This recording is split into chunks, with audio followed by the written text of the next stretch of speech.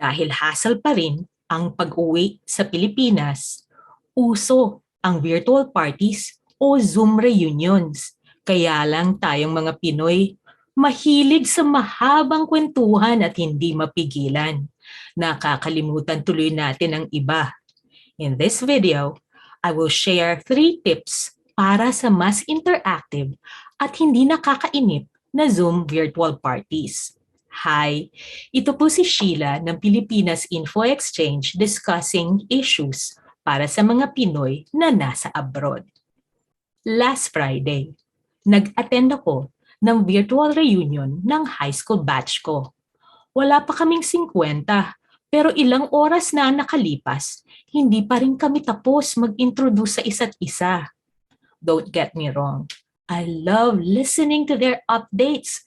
Kaya lang, after almost 2 hours, kulang na ako sa focus at alam ko yung iba, medyo naiinip na rin. Pero very patient at naghihintay.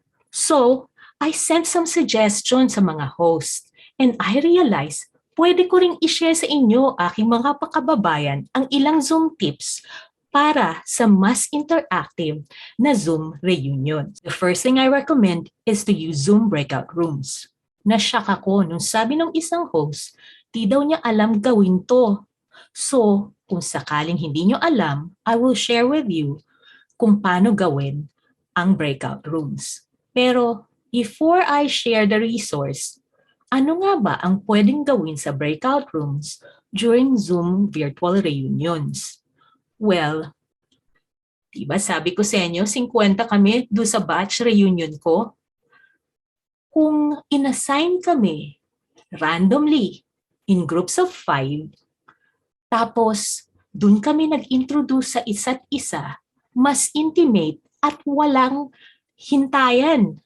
Tapos, bigyan ng time limit, punta uli sa main room, tapos assign uli sa ibang group for the next question. Di mas enjoy, iba-iba nakikita mo, hindi ka pa naghihintay. So, paano nyo gagawin yung breakout rooms? Ito yung mga resources na sinasabi ko. Punta lang kayo sa site na ito. Sa Zoom mismo galing. Ang title, Enabling Breakout Rooms. May video dito. Tapos, kung gusto nyong basahin, eto. Detailed account kung paano gamitin. May isa pang website ang Zoom. Ang sabi, Managing Breakout Rooms. Panuorin lang ninyo at tingnan kung paano gawin. Ito yung mga limits kung ilang tao ang pwede. 20 breakout rooms sa up to 500 participants. Kayo na ang bahalang tumingin dito sa mga resources na ito. I'll put the Zoom breakout room tutorial links in the description below. My next tip is to have interactive sessions using Jamboard or Kahoot. Example ito, ang Jamboard ay pwede mong i-share.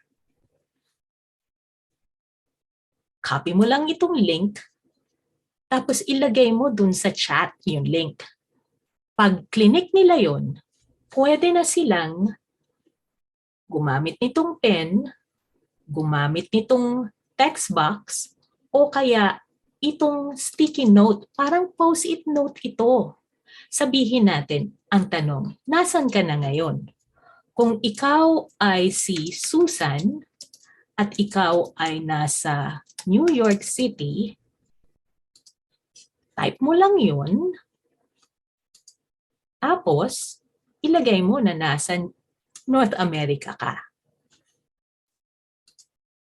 Pwede ka ring ano yung career mo noon at ngayon at kumusta? What made you join us today? So, interactive. Lahat pwedeng sumagot at the same time. Yun namang sa Kahoot, parang mga games ito na ginagamit ng mga teacher na katulad ko. Pakitingin na lang yung site kung ano ang pwede niyong gawin.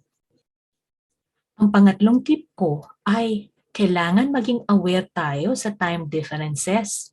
Alamin nyo yung time zones ng attendees. So, kailangan meron kayong tentative schedule na convenient para sa lahat. Kung merong mag-a-attend sa almost all time zone, make sure na 2 hours ay 2 hours talaga para kahit magpuyat yung iba, nakahanda sila sa pagpupuyat. So ayan, yan ang aking 3 tips para sa mas interactive at time-sensitive na Zoom virtual reunions.